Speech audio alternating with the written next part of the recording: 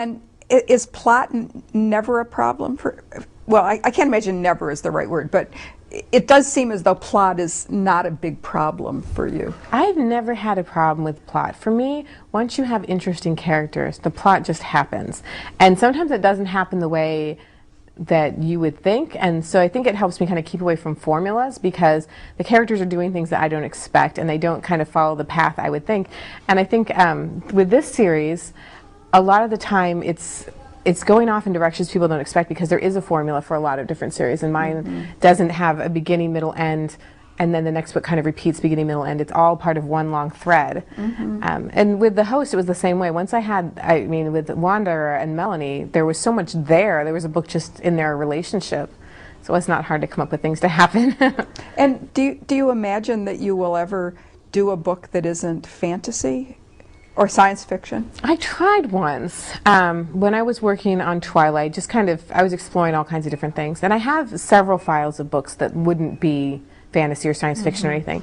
But the one I was working on, one that was just chick lit. You know, I thought I had an idea and I thought it'd be kind of fun, and I got so bored with it. So I don't know if I can write something that's just entirely human. We'll see. Maybe I'll change my mind later. But right now, the ones I have kind of queued up, the next several to go are all fantasy. Are they? Now, does Host have a rivet on the cover? Because that's how I can tell the difference between a fantasy and a science fiction. If it has like a rivet, you know, or a mechanical thing like a screw on the cover, no, then the cover you know it's science fiction. I don't think the cover is entirely done, but right now the cover is like about this much of a woman's face with the silver in her eye. So it doesn't look science fiction at all. You know, thinking of books, writing them in an arc, which is the way your trilogy, your Twilight trilogy is an arc. I mean, it's one story, as you said. Yes. And in a way that's so, how do you know when to stop then? That's the problem. Yeah, right. I mean, with book 4, I think that I'll be at a place where I can put the brakes on if I want to. It's just really hard to let go of your characters. I was just going to say that. I can imagine for you. That's why the story continues, because after Twilight, it was, if I stopped writing about Bella and Edward, it was like killing them. And it'll get to the point after book 4, I don't think Bella would ever be a narrator again, because once you have the things resolved, sort of done, but there are so many other characters that I have come to care deeply about, and I may continue later, but I'll probably take a break and do some of the other projects that have been, you know, trying to get out. So how are you getting all this writing in with all of your traveling? I'm not getting as much done right now. I really need to buckle down and get book 4 finished. But it's an interesting balance. You know, there's things you need to do to promote the books, and then I like having a chance to kind of get out and see the faces of the people who are reading, because it means a lot to me. And there's something very special about having people believe in your characters the same way you do that makes them more real. And so I like that experience too. Do you imagine that your writing will continue to go sort of switch between adult versus YA or teen books, or will you do you have plans for a book for younger kids or not? I don't really have younger plans. I wasn't thinking YA when I wrote Twilight. I was just thinking entertain myself. And I find that age group, you know, 17, you're right at the point where you feel so grown up and so complete, and yet there's so many experiences you haven't had, and everything is so fresh and kind of potent at that point in time. But at the same time, you aren't completely free to make your own decisions, and there's just a lot to that dilemma that makes it a really interesting time period. So I'll imagine that I'll be back in YA, and then I'll have other things that happen in that age group. But I'm kind of right on the line with things that, issues that generally are more interesting to people in their 20s or 30s.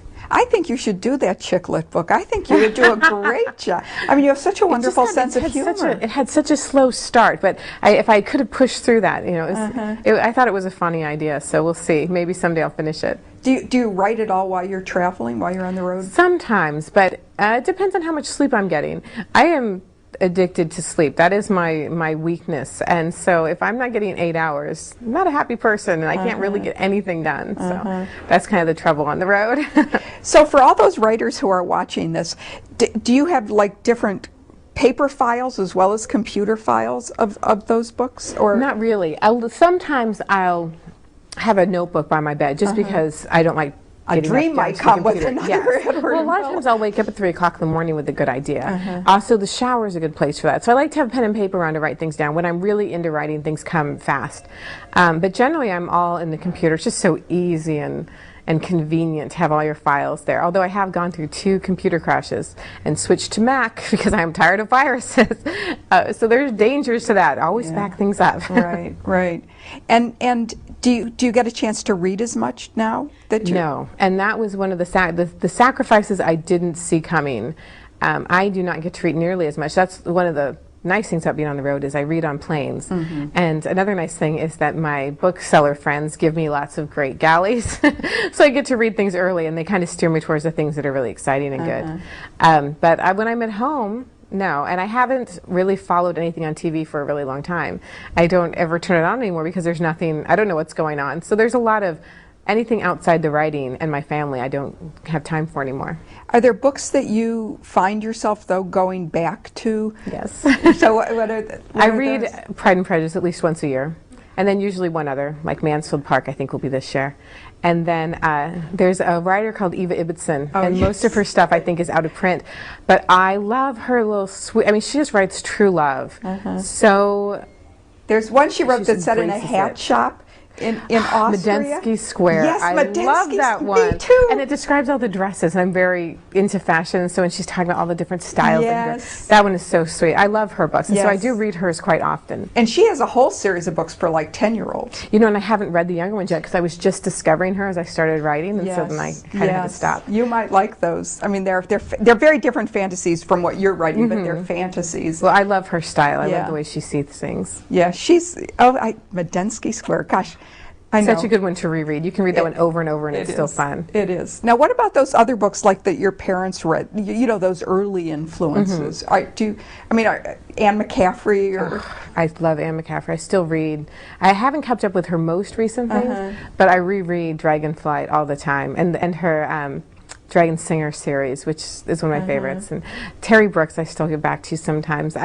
You know, they're friends. When you've read books as a child that influenced you a lot, you have to go visit them now and then. And I think that the fact that your parents introduced you to them and shared their pleasure with you, I mean, even if it's just by having the books there, but not just your father reading the Terry Brooks to you, is a really powerful kind of sort of suggestive device, you know, to kind of implant those books in a funny way in you.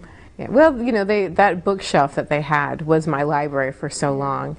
And there is something about seeing your dad, who you know is a very, very busy person, and you know how much his time counts. And when you see him unable to rip himself away from a book, it impacts you. We still read together. I still give my mom, I just passed on Dragonhaven, which is Rob McKinley's doing, because I loved it so much. And so whenever I find a good one, you know, they get it next. They're my next readers.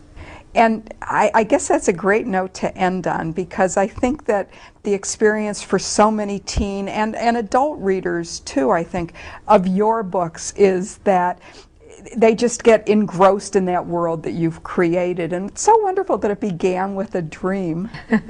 Well, it seems to have continued in the same vein. Everything has been very dreamlike all along, and it's exciting for me to have them sharing it with each other. And I have nothing better than hearing a mom and daughter say we love reading these together. Yes. Well, Stephenie Meyer, thank you so much for coming today to University Bookstore and talking to me on Booklist. Thank you for having me. It's very fun. Good.